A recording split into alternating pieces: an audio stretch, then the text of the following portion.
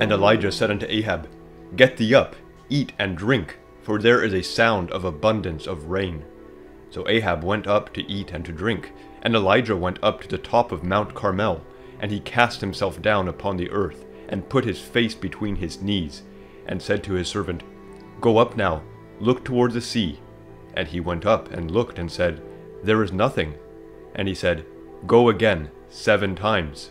And it came to pass at the 7th time that he said, Behold, there ariseth a little cloud out of the sea, like a man's hand. And he said, Go up, say unto Ahab, Prepare thy chariot, and get thee down, that the rain stop thee not. And it came to pass in the meanwhile, that the heaven was black with clouds and wind, and there was a great rain. And Ahab rode, and went to Jezreel. And the hand of the Lord was on Elijah, and he girded up his loins, and ran before Ahab to the entrance of Jezreel. This is a very powerful conclusion to this story of Elijah that lasts for, I think it's 3 years. That it starts off with him declaring that there's not going to be any rain. He puts God on the spot. He knows that God's doing this, but imagine the faith it took for him to go and to declare that to the king. He has to flee for his life. He's out in hiding. He comes back several years later and calls this contest on Mount Carmel, Elijah versus the 450 prophets of Baal, and the several hundreds more of the prophets of the grove. And Elijah wins this contest. God brings down fire, showing his power to the people, and all of Israel declare the Lord is God. But now Elijah, it's not over yet. He has to finish this mission. Now the rain needs to come. And this is, again, this is a big thing that has to happen in order for this mission to be completed, to be accomplished.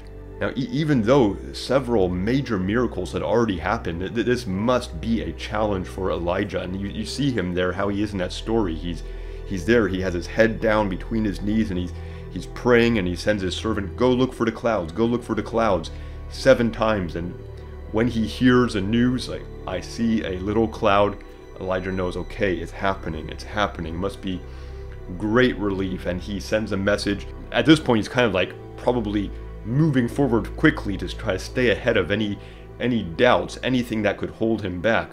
Because what we see in the Old Testament, in these stories, there are times when someone knows what they're supposed to do, but they hesitate a little bit at the wrong moment, and things start to fall apart. So Elijah here, he is moving forward as fast as he can. He hears that bit of news about the cloud, and he says, Go tell the King Ahab to go to the city because the rain is coming. And Elijah runs, and I love this part, Elijah running ahead of the storm. And I feel like that sometimes, like you've been pleading with God to do something. Sometimes prayer takes a long time. You may very well know what I'm talking about, where you pray for something.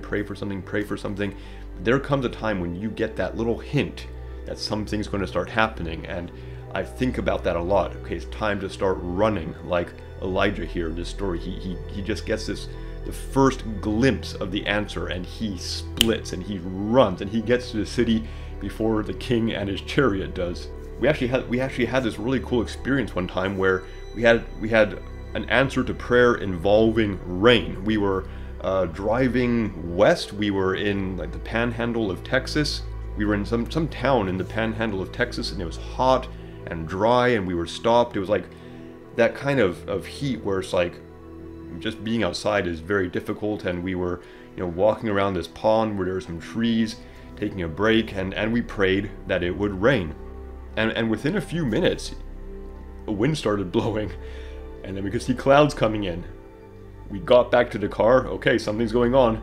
Got back to the car, got back on the road. I was thinking, I want to get back on the road. I want to get going before the storm hits. And that storm hit, and we went driving for, I forget how long, but we were driving through this rainstorm.